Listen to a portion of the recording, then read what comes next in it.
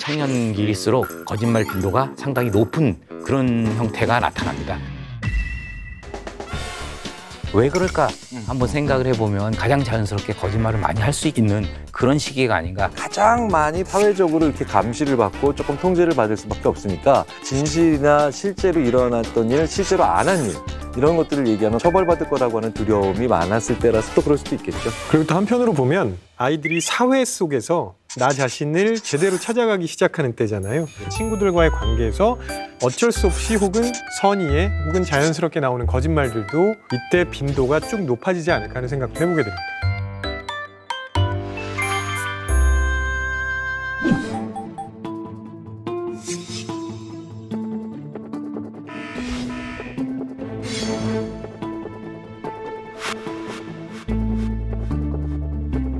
그러니까 언어폭력을 많이 당한 사람들은 결국 창조적이거나 능동적으로 무슨 일을 하는데 굉장히 심각한 타격을 받을 수밖에 없어요.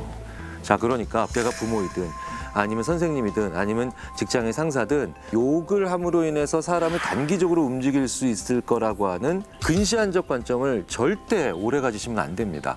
욕을 하는 사람은 깊게 생각 안 하고 욕합니다. 근데 욕을 듣는 사람은 그걸 자기한테 투영해서 해석하잖아요. 주먹으로 때리는 거나 똑같은 짓이죠, 그거는. 그래서 그런 부분을 꼭 신경을 써야 되는 게 맞고, 욕의 긍정적인 기능은 일종의 카타르시스를 느껴서 자기의 고통을 덜어주는 거고요. 이걸 남에게 하는 건 전혀 다른 얘기가 됩니다. 그건 완전히 부정적인 기능이죠. 그래서 욕은 가급적이면 안 하는 게 훨씬 좋습니다.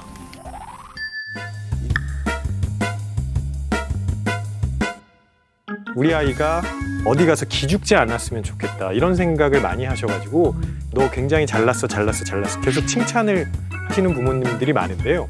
이게 잘못하면 나르시시즘을 만들 수도 있습니다.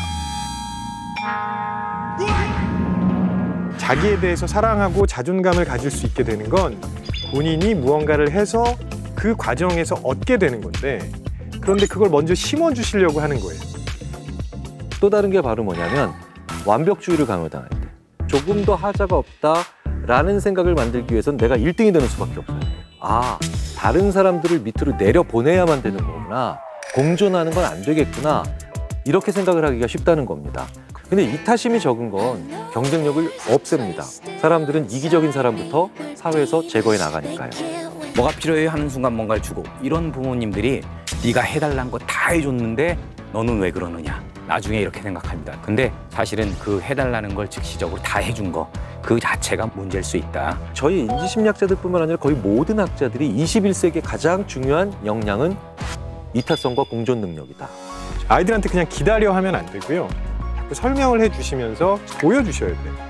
부모님이 이타심을 보여주는 행동 혹은 기다리는 행동을 보여주면 아, 원래 저렇게 하는 거구나. 그걸 보면서 금방 습득할 수 있거든요. 근데 말로 하시면 아이들은 이게 딱 와닿지가 않습니다. 먼저 보여주시는 게 좋지 않을까 생각합니다.